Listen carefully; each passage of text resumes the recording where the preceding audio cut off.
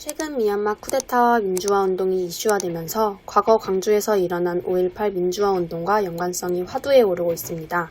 저희들은 단순 텍스트로만 배웠던 5.18 민주화 운동을 뛰어넘어 우리의 두 눈으로 현장을 직접 보고 싶어졌습니다. 그래서 저희는 1980년 5월 광주 속으로 가기로 하였습니다.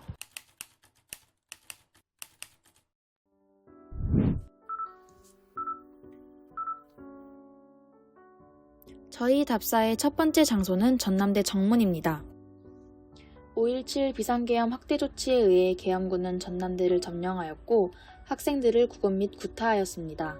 또한 휴교령과 계엄 조치 등에 반발한 전남대 학생들에 의해 5월 18일 시위가 시작되었는데요. 이 시위가 5.18 민주화 운동의 불씨가 되었습니다.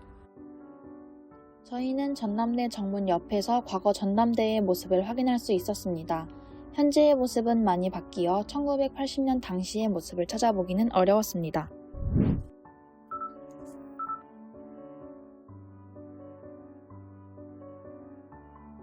저희가 다음으로 답사한 장소는 광주역 광장입니다. 계엄군과 대치가 지속되던 가운데 20일 밤 갑작스런 총성이 광주역에 울렸고 시민들과 계엄군 사이에 격렬한 공방전이 벌어졌습니다. 시민들을 향한 첫 집단 발포도 이곳에서 일어났습니다. 21일 아침 시민군에 의해 광주역 광장은 점령되었고 전날 사망한 시민의 시체 2구가 발견되었는데요. 이에 시민들은 분노하였고 시위는 더욱 격화되었습니다. 금남로는 5.18 민주화 운동 기간 중 광주 시민들이 계엄군에 맞서 가장 격렬하게 저항했던 항쟁의 거리입니다. 금남로에서 가장 먼저 답사를 하게 된 장소는 구 전남도청이었습니다. 항쟁 초 이곳은 군부 독재에 대한 시민들의 항의와 분노를 표출하는 대상이었는데요. 21일 도청 앞에서 발생한 집단 발포는 많은 사상자를 낳았고 이를 계기로 등장한 시민군은 계엄군을 이곳에서 퇴각시켰습니다.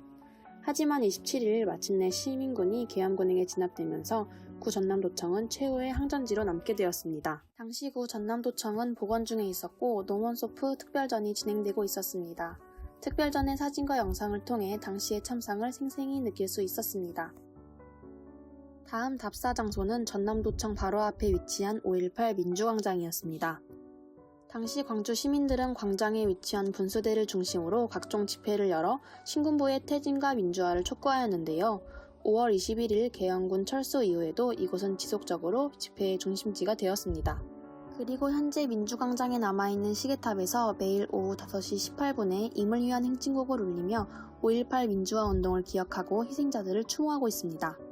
민주광장 옆에 위치한 구 상무관은 당시 계엄군으로부터 희생된 사람들의 시신을 임시로 안치하고 또 추모하였던 장소였습니다. 저희가 다음으로 답사한 장소는 전일빌딩이었습니다. 전일빌딩은 헬기 사격의 증거가 남아있는 5.18 사적지입니다. 과거 이곳은 주변 건물 중 가장 높은 건물로 광주 언론의 중심지였는데요.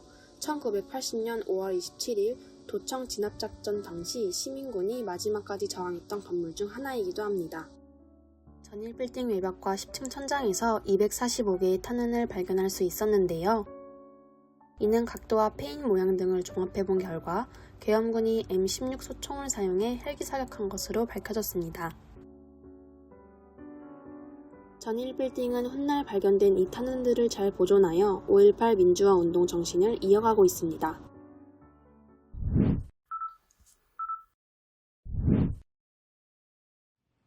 저희는 답사를 마무리하기 전 국립 5.18 민주묘지로 향했습니다. 이곳은 5.18 민주화 운동 과정에서 희생된 민주열사분들이 안장되어 있는 곳입니다. 현재 국립 5.18 민주묘지는 민주열사들을 추모하며 그 정신을 계승하고 5.18 민주화 운동의 역사적 의미를 확인하는 상징적인 공간으로 활용되고 있습니다.